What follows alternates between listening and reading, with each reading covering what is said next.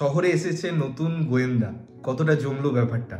Hello বন্ধুরা, আমি Sudip and welcome to Filmy Retake, Bangla review channel যেখানে পেড রিভিউ হয় না। তো আজকে যে সিনেমাটা নিয়ে কথা বলবো, সিনেমাটার নাম হচ্ছে ফেলু বক্সি। সিনেমাটা এই সপ্তাহে রিলিজ করছে, ফিচার করছে সোহম, মধুমিতা এবং আরও অনেকে। তো এই পার্টিকুলার সিনেমাটা কেমন লাগলো এইসব বিষয়ে থাকবে আলোচনা।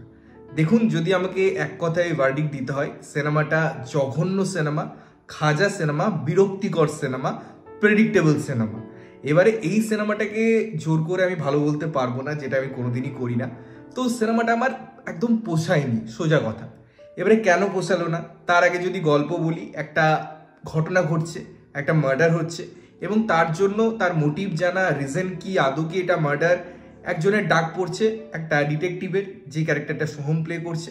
তো সে এই ক্যারেক্টারটা এসে পরে এই পার্টিকুলার কেসটা সলভ করতে পারে কি পারে না, এটাই হচ্ছে গল্প। এর বেশি জানতে হলে তোমাদের সিনেমা হলে গিয়ে সিনেমাটা দেখতে হবে।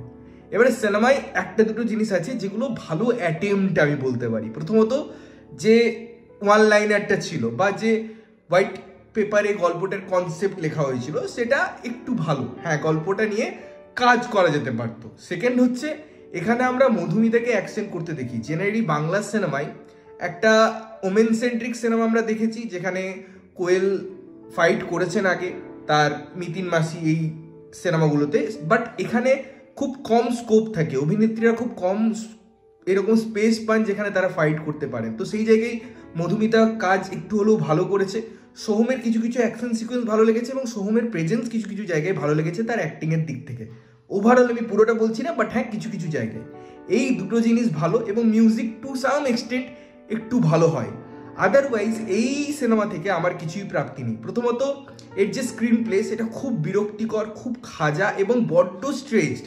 এরকম গল্প বা যখন ডিটেকটিভ ঘরানা বা আমি যখন একটা সার্চ করছি, আমি যখন একটা মিস্ট্রি সলভ করার ব্যাপারে অডিয়েন্সকে নিয়ে যাচ্ছি, তখন সেটার মধ্যে অনেক কিছু এলিমেন্ট থাকে যেগুলো পুট করতে হয়। আইদার অডিয়েন্সের মধ্যে সেই সাসপেন্সটাকে বরাবর বহন করতে হবে, তারা যদি সেই গল্পটা বুঝে যায় কে কালপ্রিট, সেটা যদি তারা প্রথম থেকেই জেনে যায়, তাহলে পরে ওই জার্নিটার আর কোনো মানে থাকে না। এবং এই সিনেমার ক্ষেত্রে সেটা হয়, ভীষণ প্রেডিক্টেবল হয়ে যায়, কোথাও কোনো টুইস্ট, কোনো লেয়ার সিনেমায় কাজ করে না।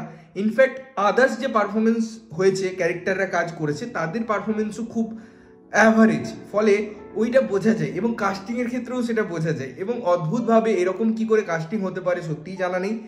স্পেশালি এরকম গল্প বা এই ধরনের ঘটনার ক্ষেত্রে কাস্টিংটা খুব ইম্পর্টেন্ট, যে প্রথম থেকেই মানুষ বুঝে যেন না যায় যে কি হতে চলেছে।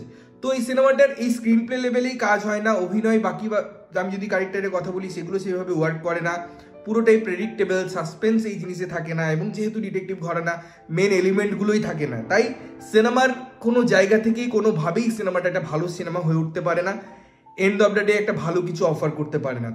তাই আমার কাছে এটা একটা ভীষণ ভীষণ ভীষণ বিলো অ্যাভারেজ সিনেমা, খুবই বাজে সিনেমা আমার জন্য, West of time, West of money.